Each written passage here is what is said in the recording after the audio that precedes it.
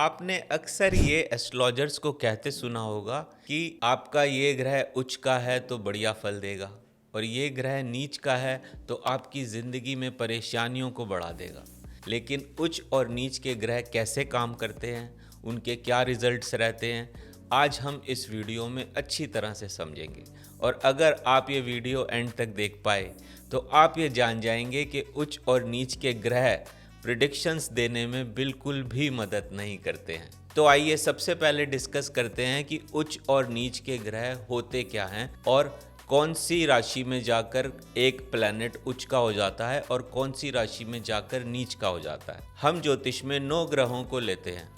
सूर्य और चंद्रमा को भी ग्रह की तरह से माना जाता है, क्योंकि जब ज्योतिष की गणना की जाती है तो पृथ्वी को आधार मानकर की जाती है और पृथ्वी से जब हम देखते हैं तो हमारे आसमान में हमें जितनी भी बड़ी सेलेस्टियल बॉडीज़ हैं उन सब को हम ग्रह मानकर चलते हैं। इसीलिए सूर्य को भी ग्रह माना जाता है, चंद्रमा को भी ग्रह माना जाता है और इसी तरह से मंगल, बुध, गुरु, शनि को भी ग्रह माना जाता है। और सबसे प्यारा जो ग्रह होता है वो शुक्र होता है। राहु केतु शैडोई प्लैनेट्स होते हैं, अस्तित्व नहीं होता उनका, लेकिन जैसी छाया वो पड़ रही होती है पृथ्वी के ऊपर, उसी तरह से एक पॉइंट को राहु कहा जाता है और दूसरे ही पॉइंट को जो बिल्कुल उससे 180 डिग्री पर होता है उसको केतु माना जाता है। तो ये 9 ग्रह आप सब जानते हैं कि ज्योतिष में 9 ग्रह होते हैं और इन्हीं 9 ग्रहों के बेसिस पर गणना की जाती है। अब समझते हैं कि कौन से ग्रह की राशि उच्च की होती है और कौन से ग्रह की राशि नीच की होती है। सबसे पहला इंपॉर्टेंट प्लैनेट जो होता है वो होता है सूर्य, सन की जो उच्च की राशि होती है वो मेष राशि होती है। मेष राशि में सन उच्च का कहा जाता है, लेकिन आपने देखा होगा बहुत सारे एस्ट्रोलॉजर्स सिर्फ कुंडली के नेटल चार्ट को देखते हैं। सिर्फ एक ही चार्ट को देखने पर उन्हें पता चल जाता है कि सूर्य मेष राशि में बैठा है तो ये उच्च का प्लैनेट है। एक्चुअल में मेष राशि में होने से सूर्य उच्च का नहीं होता, उसकी एक पर्टिकुलर डिग्री होती है जो उसे उच्च का बनाती है। सूर्य 10 डिग्री के आसपास जब होता है तो उच्च का माना जाता है। तो बहुत से एस्ट्रोलॉजर्स उसकी डिग्री को चेक नहीं करते, वो सिर्फ देखते हैं कि वो राशि में वो बैठा है कि नहीं बैठा। तो अगर आपकी कुंडली में भी सूर्य मेष राशि में बैठा है तो ये कहा जा सकता है कि सूर्य उच्च का प्लैनेट है। मगर अब आप सोचेंगे कि मेरा सूर्य उच्च का है तो वो किस तरह से रिजल्ट देगा। सूर्य क्या बताता है? सूर्य बताता है आपका फेम, आपके पिता को डिनोट करता है सूर्य। सूर्य बताता है आपकी हड्डियों का ढांचा। सूर्य बताता है आपका हृदय कैसे काम कर रहा है, आपका माइंड कैसे काम कर रहा है। सूर्य बताता है कि आपकी प्रसिद्धि कितनी होगी। तो ये सारी चीज़ें जो सूर्य से जुड़ी हुई हैं वो सब क्या अच्छी होने वाली हैं क्योंकि सूर्य उच्च का है। सबसे पहले आप अपनी कुंडली चेक करिए और कुंडली चेक करने के लिए आजकल बहुत सारे एस्ट्रोलॉजी टूल्स हैं, ऐप्स हैं। askganesha.com पर भी आप फ्री में अपनी कुंडली को चेक कर सकते हैं। सबसे पहले विजिट करिए फ्री होरोस्कोप पर, अपनी डिटेल्स डालिए और अपने होरोस्कोप को निकाल लीजिए और चेक करिए क्या सूर्य मेष राशि में बैठा है या नहीं।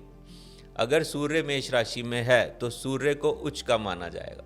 इसी तरह से चंद्रमा जो है वो वृषभ राशि में उच्च का हो जाता है। मंगल जो है वो मकर राशि में उच्च का होता है। बुध कन्या राशि में उच्च का होता है। बृहस्पति कर्क राशि में उच्च का होता है। शनि तुला राशि में उच्च का होता है। मगर उन सब की अलग अलग डिग्रीज होती हैं। तो आपके सामने एक टेबल मैं यहाँ पर डिस्प्ले कराता हूँ जिसमें कि आप देख पाएंगे कि किसकी कितनी डिग्री होती है। अब आते हैं उन एस्ट्रोलॉजर्स पर जो ये बोलते हैं कि प्लैनेट उच्च का हो गया तो वो अच्छा रिजल्ट देगा। तो पिछले 25 साल से ज्योतिष की प्रैक्टिस करते हुए askganesha.com पर हमने हज़ारों चार्ट्स को देखा और हमने ये देखा कि उच्च के प्लैनेट भी रिजल्ट नहीं दे रहे होते और नीच के प्लैनेट भी एक आम आदमी को राजा बना देते हैं। तो ऐसा क्यों होता है? क्या उच्च और नीच के ग्रह काम नहीं कर रहे या कुछ और चीज़ें हैं जो हमें देखनी होती हैं जिससे ये डिसाइड होता है कि वो प्लैनेट किस तरह से बिहेव करेगा, किस तरह से रिजल्ट देगा? क्या ऐसा है कि उच्च और नीच की बातें कर कर कुछ एस्ट्रोलॉजर्स आपको भ्रमित कर रहे हैं या पूरी बात नहीं बता रहे हैं? तो आज हम इस वीडियो में इसको अच्छी तरह से समझेंगे। उससे पहले बात करेंगे कि नीच के ग्रह कौन से होते हैं। जैसे कि हमने बताया कि हर प्लैनेट एक राशि में जाके उच्च का हो जाता है और उसकी एक पर्टिकुलर डिग्री होती है। ठीक उसी के सामने 180 डिग्री पर जो राशि होती है, उस राशि में अगर वही सेम प्लैनेट चला जाए तो वो नीच का कहलाया जाता है। नीच प्लैनेट का मतलब ये बिल्कुल नहीं है कि वो खराब हो गया या वो खराब फल देने लगेगा, क्योंकि फल निकालने के लिए, उसका रिजल्ट देखने के लिए तरीका ही डिफरेंट होता है, जो मैं आपको आगे इस वीडियो में बताने वाला हूँ।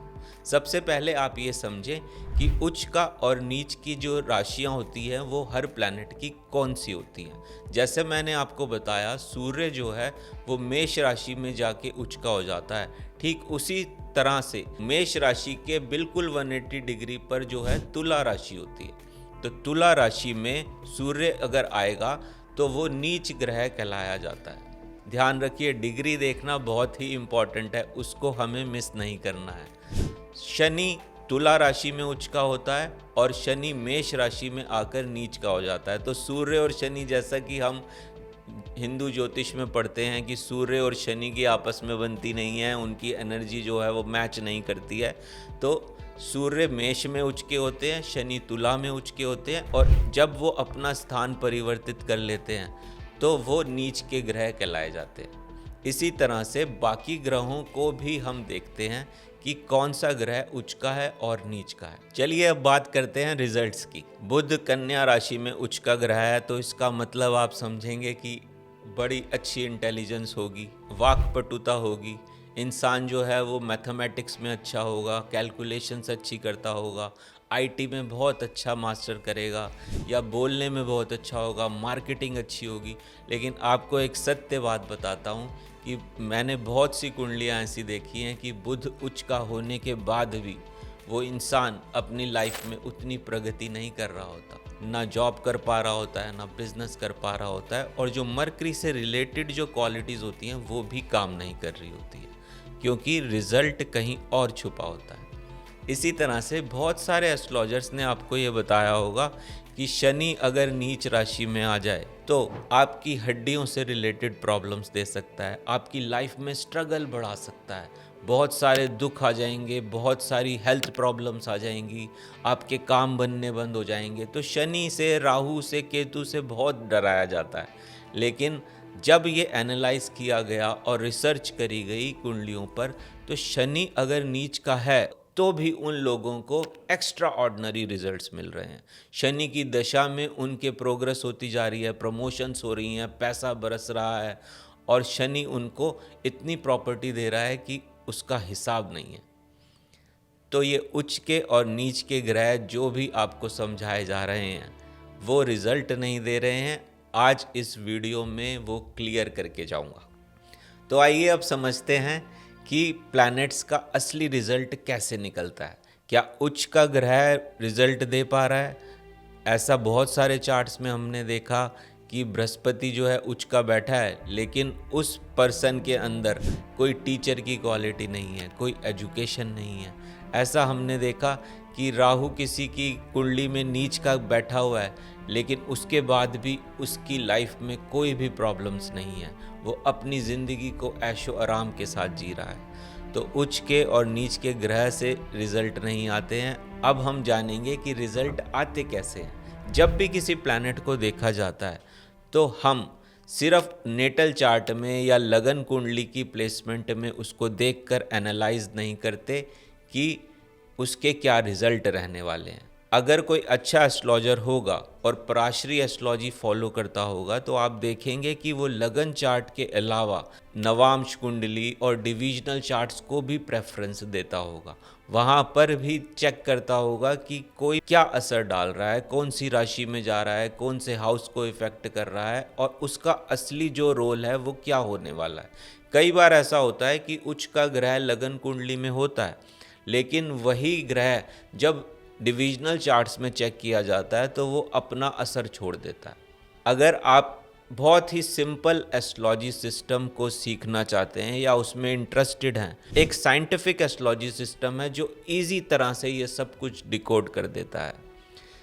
मैं फिर से आपको बता रहा हूँ, उच्च का और नीच का ग्रह रिजल्ट नहीं देता है। प्लैनेट को चेक करना है तो हमें ये चेक करना पड़ेगा कि वो कौन से नक्षत्र में बैठा है और उस नक्षत्र का स्वामी कौन से हाउस पे इफेक्ट डालता है। कई बार ऐसा होता है कि लगन कुंडली में हम देखते हैं कि कोई प्लैनेट इस राशि में बैठा है या इस हाउस में बैठा है और वो उच्च का है या नीच का है तो भी रिजल्ट नहीं आ रहे होते या रिजल्ट उल्टे आ रहे होते हैं। तो सही तरीका क्या है? सही तरीका है कि किसी भी प्लैनेट के नक्षत्र लॉर्ड को चेक करिए। नक्षत्र लॉर्ड का मतलब है उसके नक्षत्र का स्वामी कोई और दूसरा प्लैनेट भी हो सकता है, वो खुद अपना भी नक्षत्र लॉर्ड हो सकता है। नक्षत्र लॉर्ड को चेक किए बिना आप ये कभी भी एनालाइज नहीं कर पाएंगे कि उसके रिजल्ट्स अच्छे होंगे या खराब होंगे। तो उच्च और नीच के ग्रहों के चक्कर में मत पड़िए। अगर सच में कुंडली को पढ़ना चाहते हैं, समझना चाहते हैं और जानना चाहते हैं कि प्लैनेट एक्चुअली में कैसे काम कर रहा है तो उसके नक्षत्रों को चेक करना बिल्कुल मत भूलिए। मैं अमित सैनी askganesha.com पर आप सबको वेलकम करता हूं कि आप अपनी कुंडली को एनालाइज करा सकते हैं। अपना एक फ्री होरोस्कोप askganesha.com पर पा सकते हैं और एस्ट्रोलॉजर से बात कर ये जान सकते हैं कि आपकी कुंडली में कौन से ग्रह किस तरह से काम कर रहे हैं। सिर्फ उच्च और नीच राशि को बताकर हम प्रिडिक्शंस नहीं देते, हम प्लैनेट को प्रॉपरली एनालाइज करते हैं, प्रॉपरली देखते हैं कि वो किस काम के लिए अच्छा फल दे रहा है और किस काम के लिए खराब फल दे रहा है। तो askganesha.com पर आइए, विजिट करिए और अपनी कुंडली को एनालाइज कराइए। धन्यवाद।